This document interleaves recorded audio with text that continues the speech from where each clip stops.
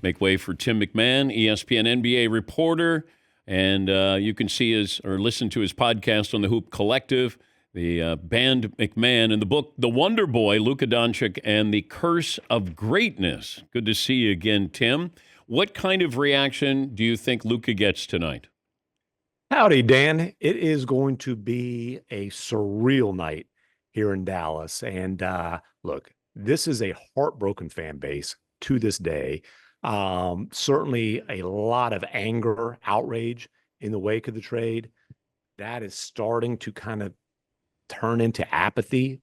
There will be nothing apathetic about the reception that Luka receives tonight. This is going to be a fan base that felt betrayed by this trade, that is celebrating 6.5 years of spectacular brilliance and mourning that it wasn't much longer than that. And then, the Mavericks as an organization, they're in this awkward spot, right?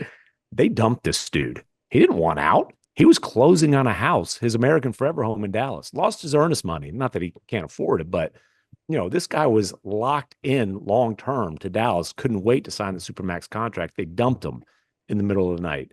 They pretty much publicly shamed him on the way out. And now they've got to show some appreciation. You'll like these. Oh, these are classy. Should soothe any hard feelings. These are the shirts on the seats tonight. I don't know how to pronounce that last word. There's, Versi, I don't know. Havala sa Vise, Versi, whatever. Thanks for everything in Slovenian. Should certainly soothe any hard feelings. There will be, I don't know how you say appreciate it, pal, in Slovenian.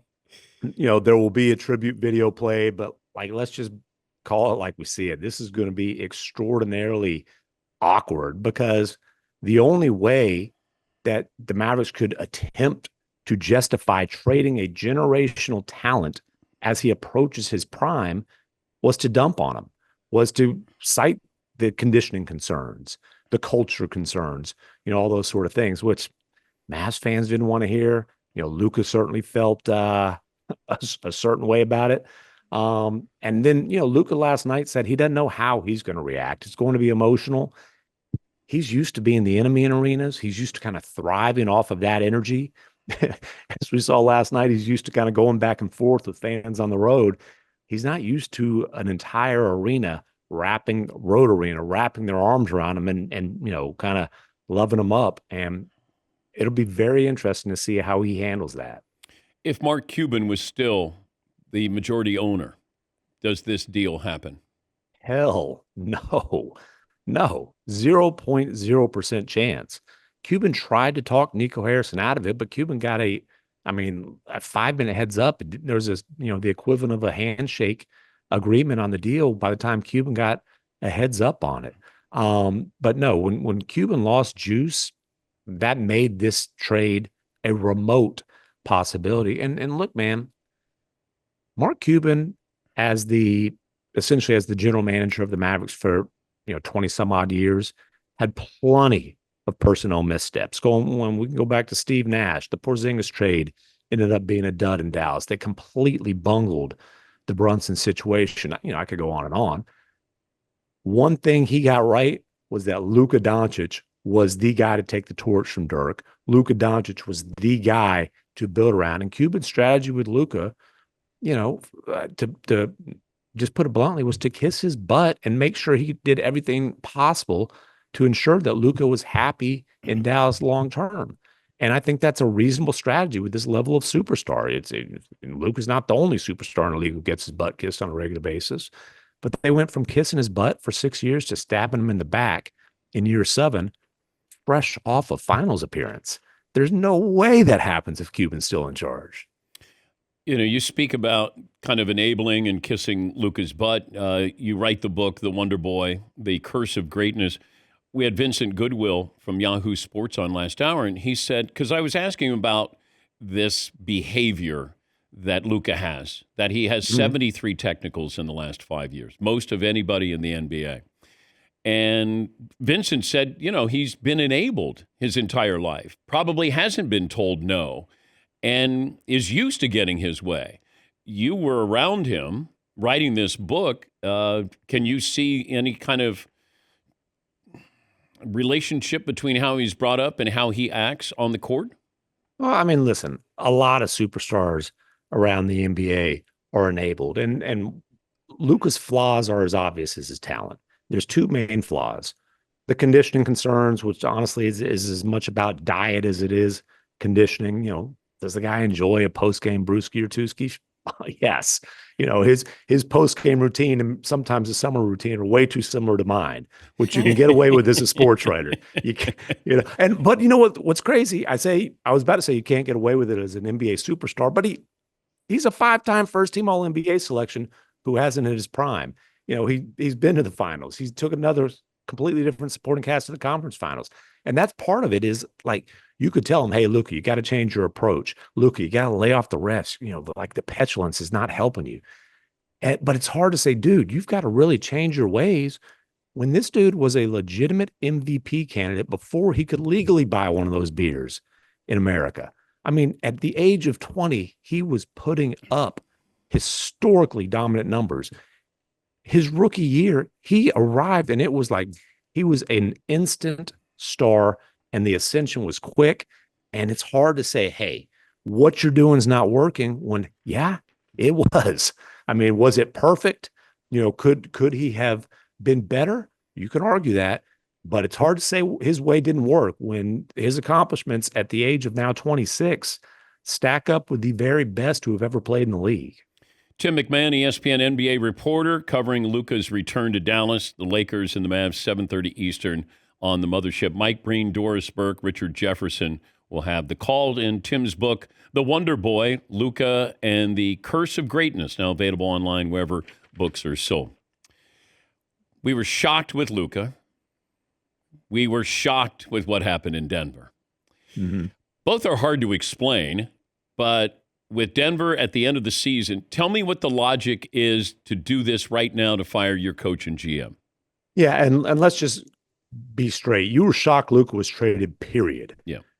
You're shocked that Malone was fired now. Yes. With a few games left in the regular season. Like everybody, like it was not a secret that there had been more than a Cold War, like just, pretty much warfare between Michael Malone and Calvin Booth.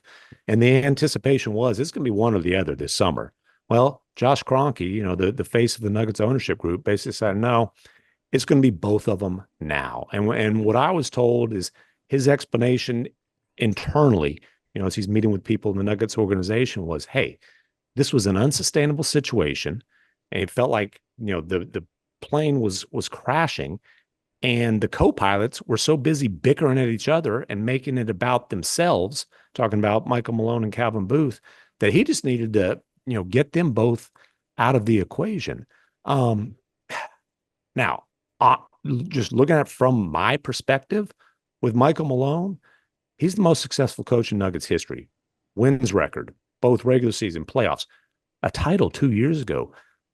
I would have thought that would have earned him the right to have one last crack at a playoff run to try to save his job.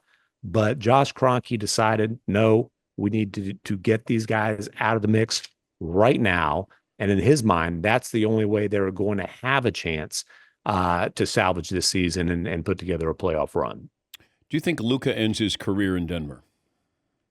Luka in Denver? I mean, Joker. Oh. Yeah, sorry. I didn't mean to shock you. Listen, I've been shocked by Luka transactions before. Joker, do you think Joker ends his career in Denver? So one thing I always try to be careful about is putting words in somebody's mouth or speaking on something that I haven't spoken directly to a person about. So with that clarification, what I would say is everything about Joker is indicated that he's kind of cut from that Dirk cloth, that extreme loyalty. Like Dirk, he does have a championship. So it's not like he maybe will have to chase a ring somewhere else down the stretch of his career.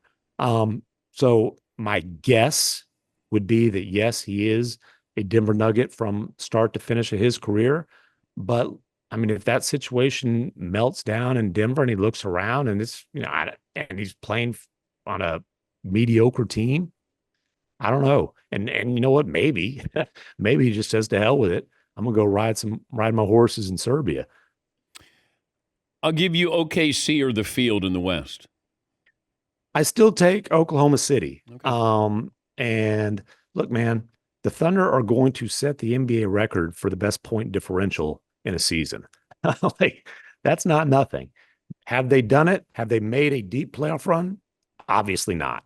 But this is a team that gave the Mavericks a hell of a series last year. The cumulative score in that series was even, by the way, dead even. So gave the Mavericks the best fight in the Western Conference and then got significantly better, bringing in Isaiah Hartenstein, bringing in Alex Caruso, two veteran role players, Caruso with championship experience that fit perfectly. And then internally, all their young guys got better, including the guy who's probably going to be the MVP of the league this year, Shai Gilgeous-Alexander, who, by the way, was spectacular in the playoffs last year. Yeah, this dude is significantly better than he was last year as the MVP runner up. Jalen Williams, first All Star appearance. Learn from a disappointing playoff run. So yes, I would take OKC against the field in the Western Conference. Having said that, literally from the 1-8 series on, they're going to be facing quality competition. They're going to be in a fight every single playoff series. And that loss by Minnesota last night was Oof. mind-boggling and costly. How do Mm-hmm. you I know they're a dangerous team, but they're dangerous to themselves as well, Tim. No I doubt. don't understand that. You blow a lead that big? Well, and the Timberwolves' biggest flaw by a country mile is they stink at closing games. They're a good comeback team, but protecting a lead, they're awful. And I think a big part of that is you have a young ascending star in Anthony Edwards who is very much still learning on the job, a brilliant talent, a guy who you love to have as the foundation piece of your franchise, but 23 years old. And he's not like a Luka or a LeBron or a Joker in the sense of like just has this unbelievable natural feel. Those guys are like Jimi Hendrix. They pick up a guitar and they just feel it. They just know how to play it. Where Anthony Edwards is learning how to read sheet music. And sometimes it's like, I don't want to see that crap. And his tendency is to lean into hero ball down the stretch of games. And a lot of times that blows up in his face and the Timberwolves' face. And that's why there might be a 7 seed or an 8 seed instead of a 2 or a 3. Good to talk to you. Always great. Good luck with the book. Thanks for joining us, Tim. Appreciate you having me. That's Tim MacMahon, ESPN NBA reporter. Also, he has a podcast on the Hoop Collective and his new book, The Wonder Boy. It's Luka and the Curse of Greatness.